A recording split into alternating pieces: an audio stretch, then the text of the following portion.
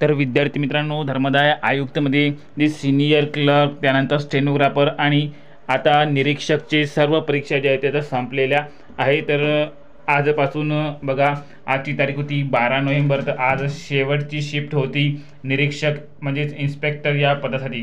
तर बघा, इन्स्पेक्टर हे पद ग्रुप सीच्या अंतर्गत येते।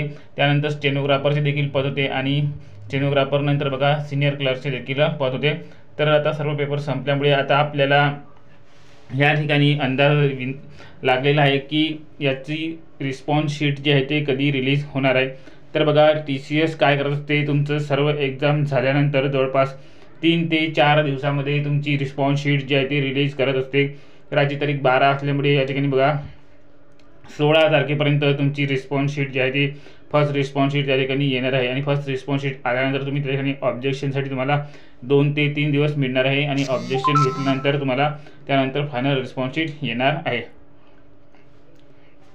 तर बघा, आता याचा अंदाजित कट ऑफ किती जाऊ शकतो, तर बघा नुकतेच पेपर संपलेले आहे आणि जोपर्यंत रिस्पॉन्स शीट येत नाही तोपर्यंत मुलांना त्या ठिकाणी किती मार्क्स पडत आहे आणि कोणाकोणाचे किती चुकले आणि किती बरोबर आले याचा अंदाज घेणे मुश्किल आहे। त्यामुळे जोपर्यंत याची फर्स्ट आन्सर की येत नाही तोपर्यंत कट ऑफ काढणे या ठिकाणी मुश्किल आहे। तरीसुद्धा तुम्हाला काय वाटते की तुमचा स्कोअर किती येऊ शकतो ते कमेंट बॉक्समध्ये सांगा, त्यावरून आपल्याला एक अंदाजा येऊ शकेल आणि त्यानुसार आपण फर्स्ट रिस्पॉन्स शीट आल्यावर आपल्याला कळेल की तुमचे नेमके किती चुकले।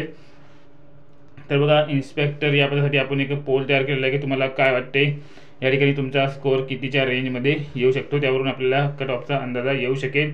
तर बघा, या ठिकाणी शिफ्टसुद्धा बघून घ्या। सिनियर क्लर्कच्या एक्झाम 2 शिफ्टमध्ये पार पडल्या, त्यानंतर स्टेनोग्राफरच्या 2 शिफ्टमध्ये, नंतर इन्स्पेक्टरच्या टोटल बघा या ठिकाणी 12 आणि 3 15 शिफ्टमध्ये इन्स्पेक्टरच्या या ठिकाणी ज्या आहे त्या एक्झाम पार पडले आहे।